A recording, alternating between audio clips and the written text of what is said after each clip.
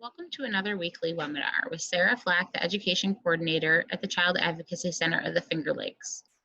Today, I'll be discussing orders of protection.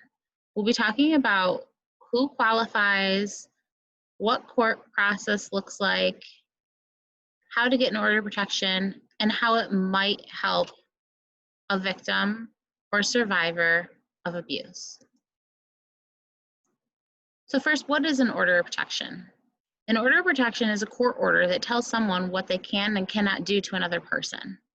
Most of the time, we refer to this as a restraining order, and there are actually two classes of orders of protection. The first class is a full stay-away order, and a Class B order is a refrain from order, or sometimes is referred to as a be nice order, which helps people distinguish if it's a full stay-away or a Class B refrain.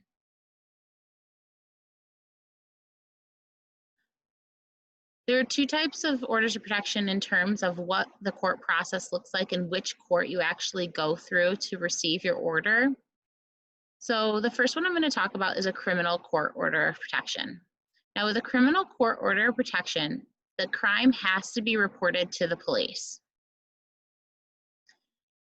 The defendant must also be charged with an offense, and the DA will prosecute the defendant. The victim only participates as a witness if necessary.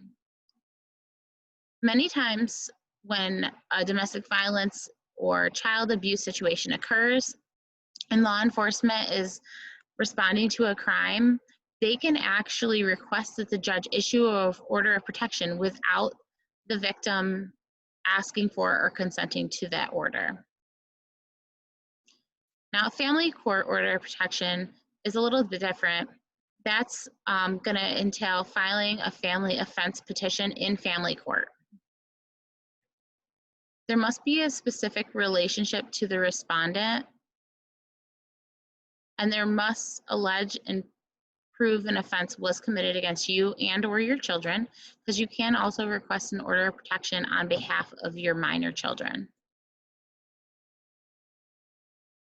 Once you file the offense and request an order of protection be issued, the judge may issue a temporary order and schedule a court appearance.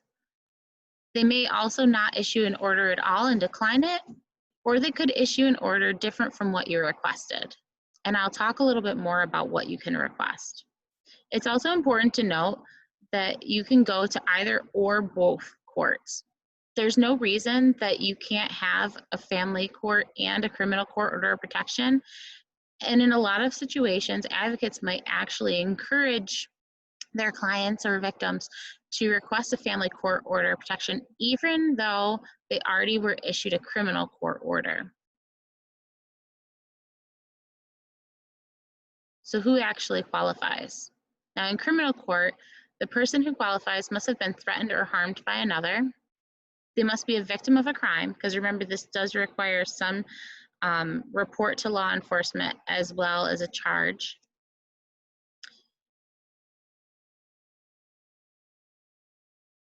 And the victim does not participate in the case. So for family court, I already mentioned that they must have a specific relationship. Some of these relationships include current or former spouse or partner. They may be related by blood or marriage, whether that be siblings, parents, or children, or they may have a child in common. It's not a casual relationship. That means that workplace, neighbor, or third-party relationships would not qualify for a family court order. Sometimes people are confused by this and they think that they can request an order of protection due to some concerns or issues that they're having with a neighbor. However, that's not the case, because there is no actual relationship between these two people. If a crime is being committed, it's in the best interest to report that crime to law enforcement, and they may be able to charge a crime and issue a criminal court order.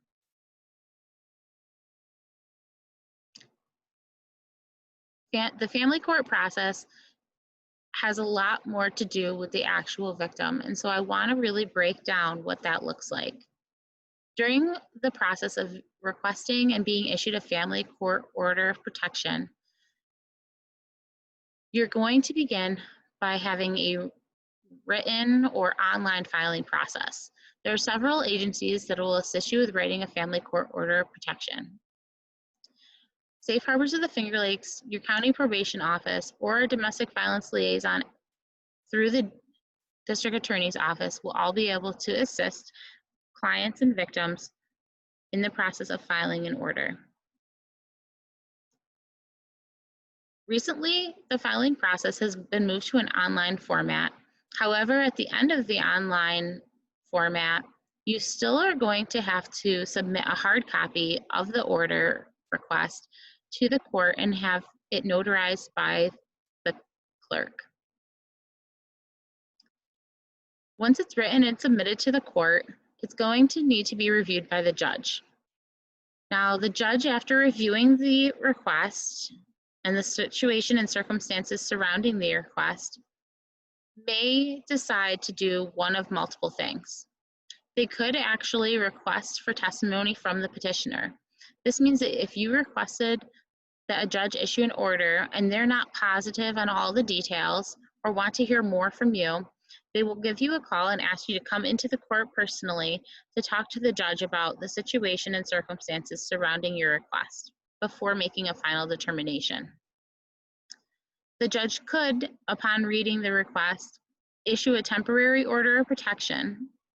At this point, they're going to schedule a court date for the petitioner and the respondent to both come into court and express their feelings on the petition, and they will further decide from there if the order needs to remain in place, if it needs to be reduced to a B order or raised up to an A order, or if the parties can agree to drop the petition and amicably figure out their situation and move forward.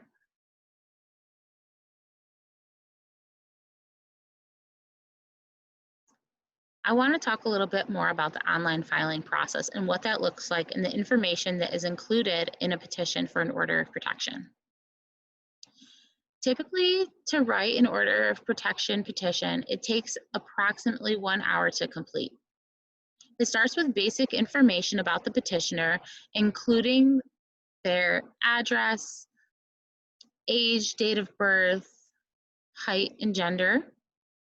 And then it's going to ask for information about the respondent, including their address. It's important that there's an address included for the respondent so that if an order of protection is issued by the judge and needs to be served to the respondent, the order of protection is not actually in place until the respondent has received the order themselves. The relationship of the parties and relationship of any children, if applicable, to the respondent. We're then going to get into a section about the offenses that were committed. You'll have to check under what category offense was actually committed, but there is quite a big spot where the offense is going to be outlined in the petitioner's own words. So even though when you go to Safe Harbors or probation and they're actually doing the typing into the form, it's really important that whoever is helping you file this petition is writing it in your own words, especially if the judge is going to later request testimony. It will be written with many details and starting with the most recent incident and working your way back to any incidents that occurred prior to. You must have at least one incident that's provided in great detail with a description of the offense in order for the judge to feel that there's enough to warrant the issue of an order of protection. You can also attach police reports or supporting documents to your petition. Here are some of the qualifying offenses. Aggravated harassment in the second, assault in the second or third, coercion, criminal mischief, disorderly conduct, forcible touching, grand larceny, harassment in the first or second, identity theft, menacing in the second or third, criminal obstruction of breathing or circulation, reckless endangerment, sexual abuse in the second or third, sexual misconduct, stalking, and strangulation.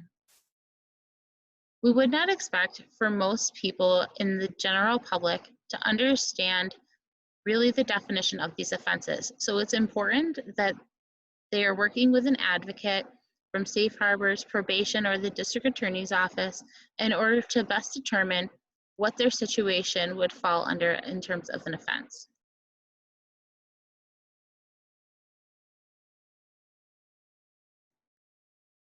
There's then a section about the respondent's access to firearms. This helps the judge determine the severity of risk for the respondent in terms of them retaliating against the petitioner.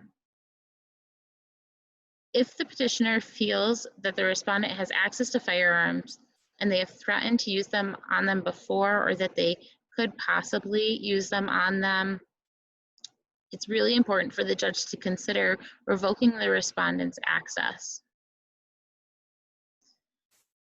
Then we're going to move into the conditions of the order of protection. This is where we outline all of the things that can and cannot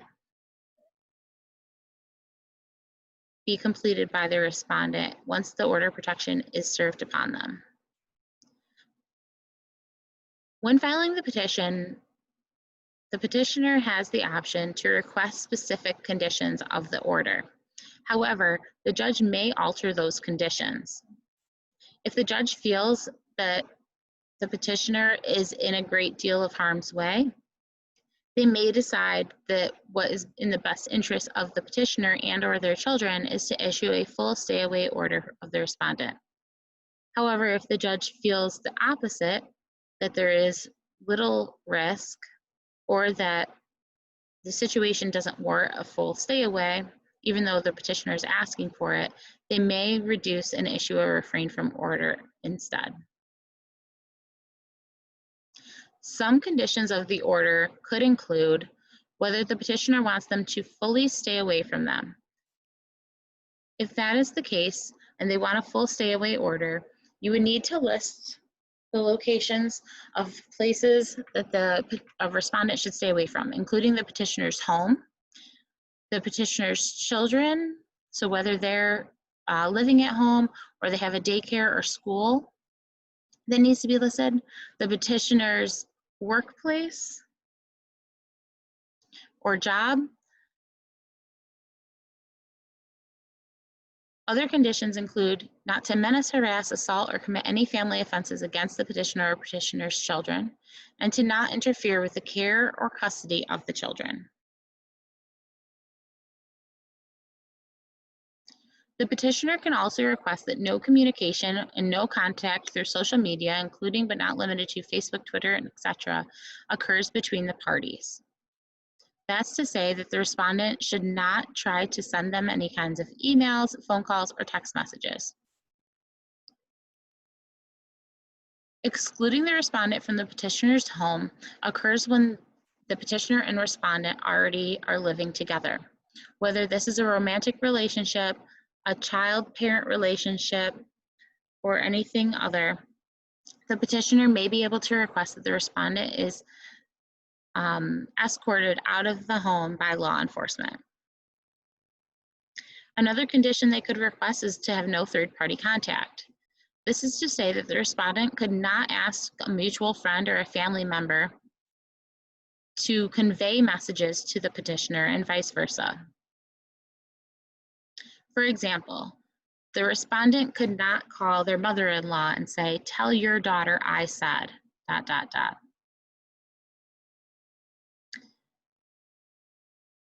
If the petitioner is requesting an order of protection, and that includes shared children with the respondent, they may in the same petition be able to request that the respondent pay temporary child support.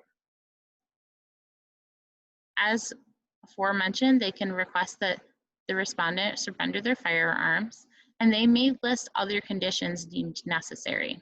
A lot of times these other conditions may include situations or issues regarding to custody or visitation of children.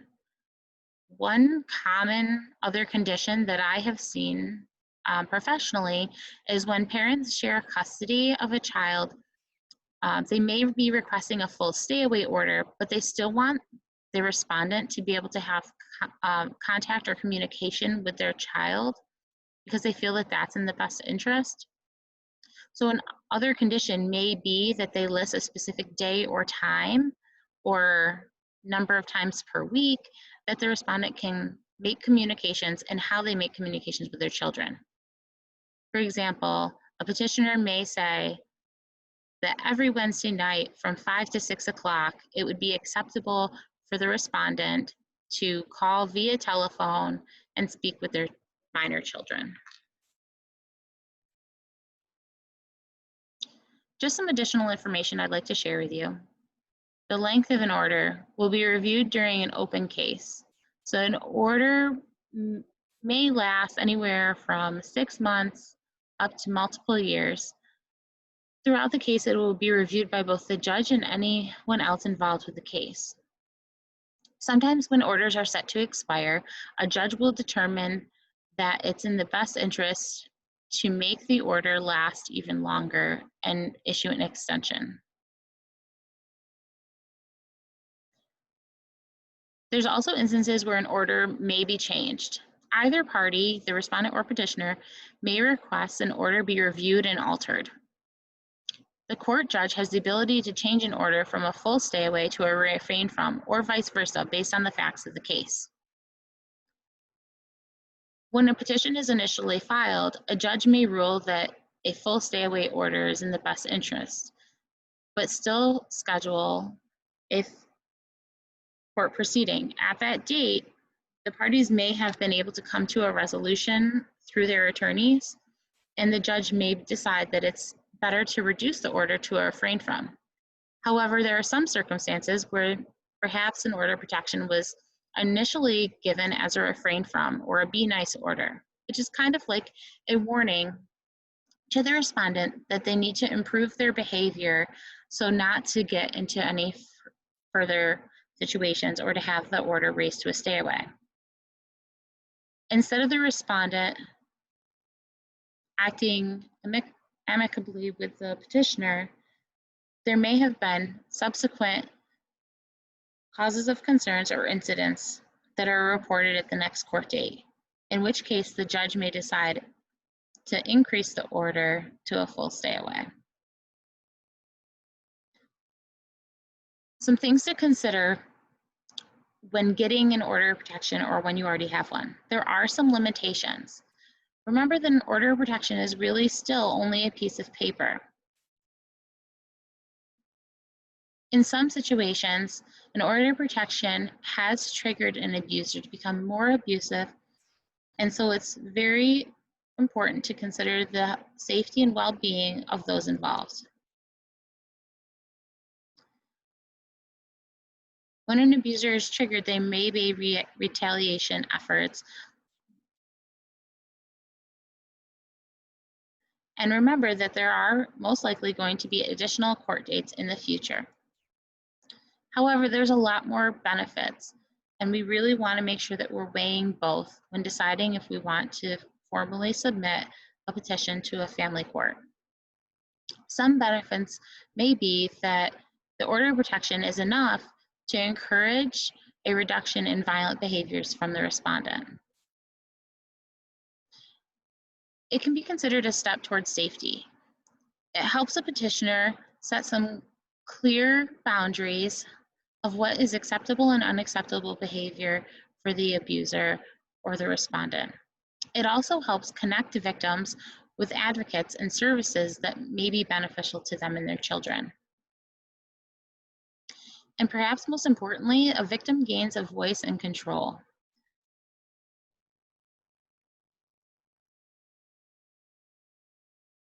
You can also file violations of orders of protection. There have been situations where a criminal court order of protection was issued, but later down the road, there is not enough to convict a person of a crime. If we have a criminal court or a family court order of protection and the respondent then violates one of the conditions, they can then be charged with a crime for violating the order of protection.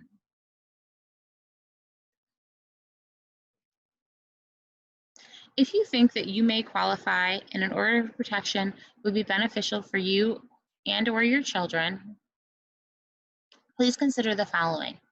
To report a crime, you should immediately call 911 or local law enforcement. Remember that this is the only way to have an order of protection issued through criminal court. And if you aren't related to the person, you would need a criminal court order of protection and would not qualify for a family court order. For assistance with a family court order of protection, you can call Safe Harbors of the Finger Lakes at 1-800-247-7273 to schedule an appointment and time to meet with an advocate and have them assist you with an order of protection. Safe Harbors advocates are also willing and able to provide accompaniment to court while you're filing the order, as well as at any subsequent court appearances. You can speak with an advocate by calling their number, and they'd be happy to give you any additional services and supports. You can also reach out to your county's probation office. Here we have listed the county probation office phone numbers for Ontario, Seneca, and Yates counties. Lastly, I have provided my email address in case you have any additional questions or are unsure of who to contact.